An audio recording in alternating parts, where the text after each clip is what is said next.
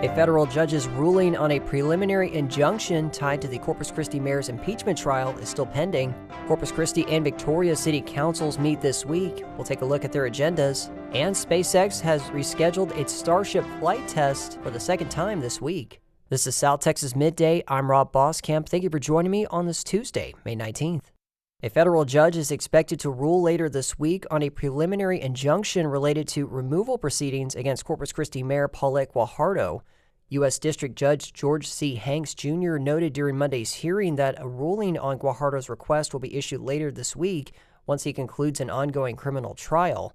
Guajardo faces allegations of malfeasance tied to a 2024 city council vote on a $2 million taxpayer-funded incentive for a downtown hotel project. From that, 5 city council members voted to advance a petition seeking Guajardo's removal from office. Last month, Guajardo challenged the removal process with a lawsuit which names the city of Corpus Christi and the 5 council members as defendants. The ruling was not made before today's city council meeting, where a pretrial hearing is scheduled for the removal proceeding. That will be item 15 on today's council agenda. Also, other items in this week's Corpus Christi City Council meeting. Item 7 is a consent item for a resolution to authorize the city manager to initiate surcharges during a Level 1 water emergency. Item 11 will consider a resolution to adopt the 2025 Water Conservation Plan. Item 13 will be a water supply update from Corpus Christi Water. Corpus Christi City Council meetings are live streamed on the city's website as well as its YouTube channel. Meanwhile, Victoria City Council also meets today at 5 p.m. at their council chambers. They meet on the first and third Tuesdays of each month. Meetings are live streamed online at victoriatx.gov and on YouTube at Victoria Texas Videos. SpaceX has once again moved the launch for Starship's 12th flight test. They announced they have moved the launch window to 5:30 p.m. Thursday. It will be the first launch of the new Starship V3 design of the mega rocket. It had been moved from Tuesday to Wednesday before the most recent change. The scheduled changes come after a worker died last week at SpaceX's complex in Starbase. The Occupational Safety and Health Administration is investigating the death. The Victoria Independent School District Board of Trustees voted Monday 6-1 to close Shields Elementary School. 25 News Now reports the board had discussions about the condition of the school, saying certain elements like sewage lines running through the ceiling created an environment not conducive for effective learning or teaching. Board members said the closure is partly due to financial reasons, as well as utilizing classroom space throughout the district. In state news, Texas firefighters continue to monitor conditions in the Plains and Panhandle region after 4 straight days of fighting wildfires from eastern New Mexico to the Caprock Canyons.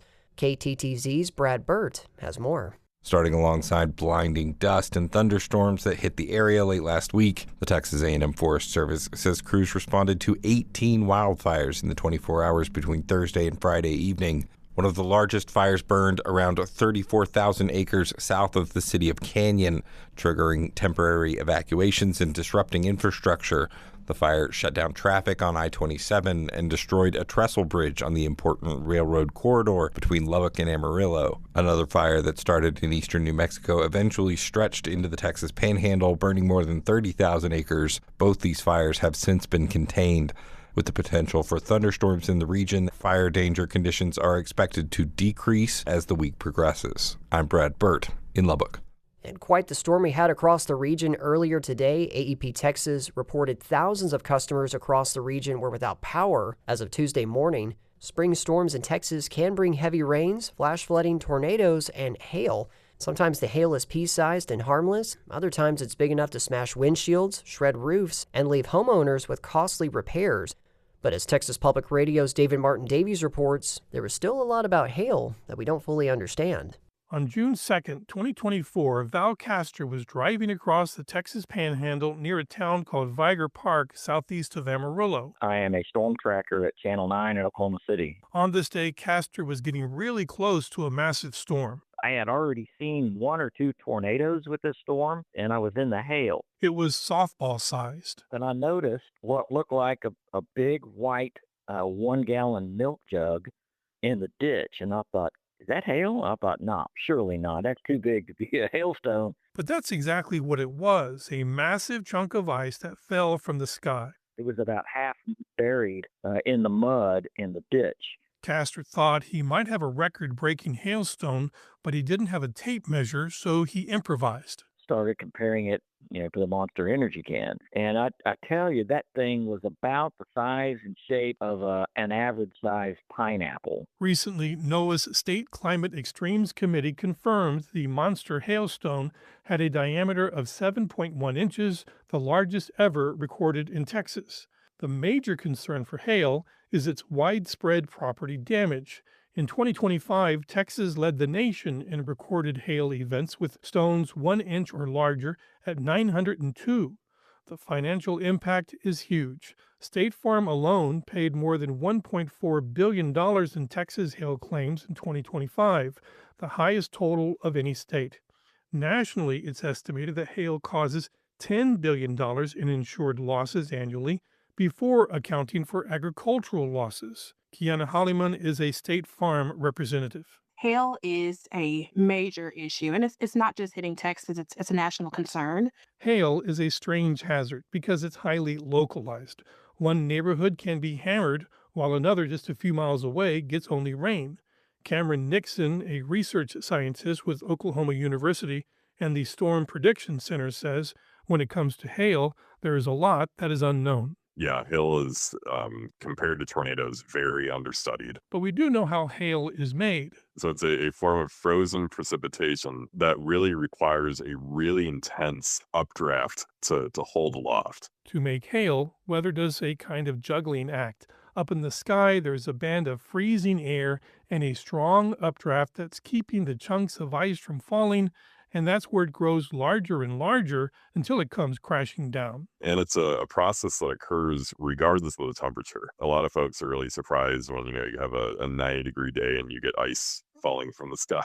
But is hail getting bigger? A 2024 study in the journal NPJ Climate and Atmospheric Science titled Hailstone Size Dichotomy in a Warming Climate found that losses from hail and other severe convection storms in the U.S. have quintupled since 2008. And the authors say global warming is making hail larger because a warmer, moister atmosphere can also create stronger storm updrafts, which help the bigger hailstones grow larger before they fall. How big could a hailstone get? Is there a limit? I don't think we have a handle on that upper limit or how often those giant hailstones actually fall. In the U.S., the record for the largest hailstone fell in Vivian, South Dakota, July 23, 2010. It measured 8 inches in diameter, about the size of a soccer ball. I'm David Martin Davies in San Antonio. In sports, last month, the Texas Tech Athletics Department announced that quarterback Brendan Sorsby would be taking an indefinite leave of absence for gambling addiction treatment. Now, Sorsby is suing the NCAA, seeking eligibility for the 2026 football season. KTTZ's Samantha Larned reports. While Sorsby did violate the NCAA's sports gambling rules, the suit says that his actions, quote, did not raise any integrity issues, unquote. It goes on to say that Sorsby did not use or share insider information in these bets or manipulate a game. Along with alleged harm to Sorsby and Texas Tech through the NCAA's, quote, inaction regarding Sorsby's reinstatement, the lawsuit states the NCAA's position regarding student sports betting is, quote, hypocritical, given that the association profits from a partnership with sports gambling company Genius Sports. According to a report from ESPN, the NCAA stated that as of Monday afternoon, it has not received a reinstatement request for Sorsby's case. The lawsuit claims that the NCAA has stalled Sorsby's reinstatement and that, as a senior, if he's not allowed to play in the fall college season, his alternative would be to opt into the NFL supplemental draft, the deadline for which is June 22nd. In Lubbock, I'm Samantha Larned. And the San Antonio Spurs pulled ahead in double overtime last night to secure a Game 1 win in the Western Conference Finals against defending NBA champs, the Oklahoma City Thunder. They won 122-115. Spurs coach Mitch Johnson spoke after the game about the level of competitiveness. They played maybe the last 15 or so odd game time minutes, and their legs got wobbly, but they composed themselves and finished strong. And that was a heck of a game to be a part of. Game 2 tips off tomorrow at 7:30 p.m. And that is the latest news and information on South Texas Midday. I'm Rob Boskamp. Your community arts calendar and more is on the way.